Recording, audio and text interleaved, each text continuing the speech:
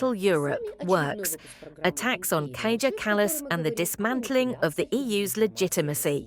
In Solovyov's program, the focus shifts from Ukraine to Europe. The goal is to explain to Russian viewers why the European Union is supposedly weak, corrupt, and governed by people unfit for their positions. This is a key element of current Russian propaganda, simultaneously devaluing European institutions and showing that their collapse is a matter of time. Technique 1. Humiliating the country's size. Kaja Kallas and Lithuanian politician Kubilius are described as the head of a village council and the head of an urban-type settlement.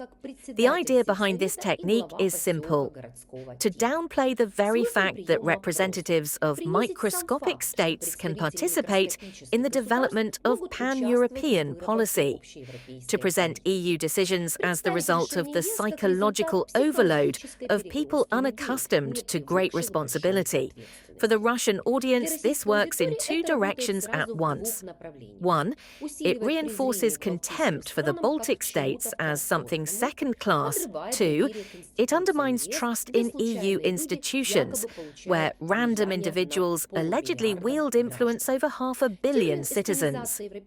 The term Estonization of European politics is used here as an insult. Europe is supposedly sinking to the level of a small, traumatized, Russophobic state.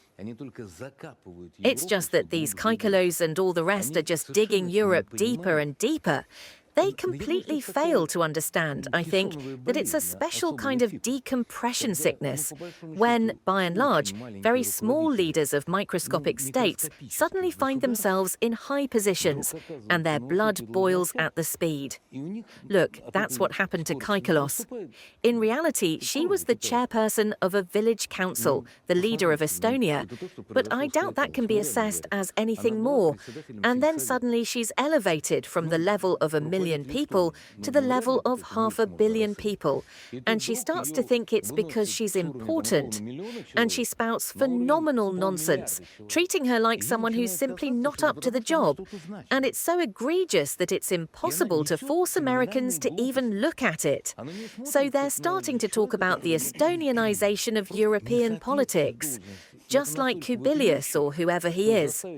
Okay, again, this level is higher, but it's starting from the level of an urban settlement. But it's still pointless. They have no experience, neither human nor managerial. Trick 2. They are manageable and convenient. The next step is to explain why such figures end up at the head of European structures in the first place.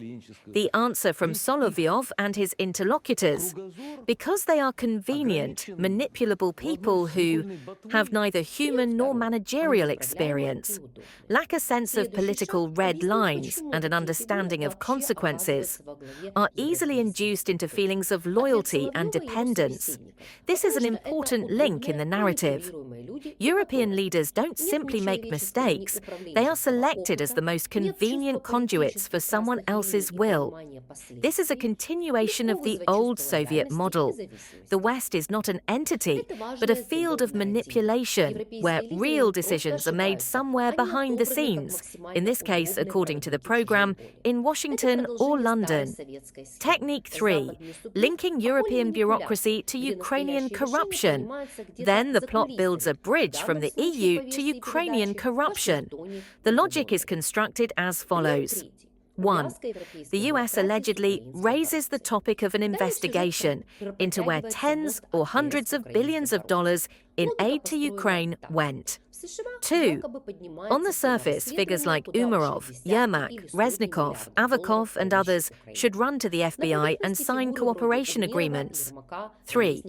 The European elite is gradually being drawn into the shadows. The NABU tapes and hints of Ursula von der Leyen's corrupt connections are recalled.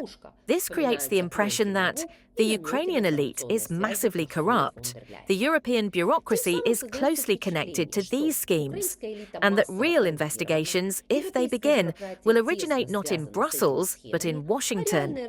The recipient of this message is not only the Russian viewer, but also, indirectly, European society. Moscow is trying to fuel mistrust of its own EU institutions. Technique 4. Translating the war into the realm of genocide and international law. In the second half of the segment, another important motif emerges. The Russian Prosecutor General's office, according to the presenters, has submitted documents to the court seeking recognition of the events in Donbass since 2014 as genocide. This is presented as the completion of the titanic effort to collect evidence, entering the legal field, an appeal to the UN Genocide Convention, a step toward the future condemnation of the regime in Kiev and those who supported it in Europe. Thus, the war is presented not as aggression, but as a reaction to genocide already committed. Russia is not a violator of international law, but a party attempting to apply it. European leaders who denied the genocide of Russians are labelled Nazi scum. For an outside observer, it is important to understand this is not a matter of jurisprudence, but of creating a political justification for any subsequent actions by Russia. From continuing the war to possible people's tribunals against Ukrainian and European politicians.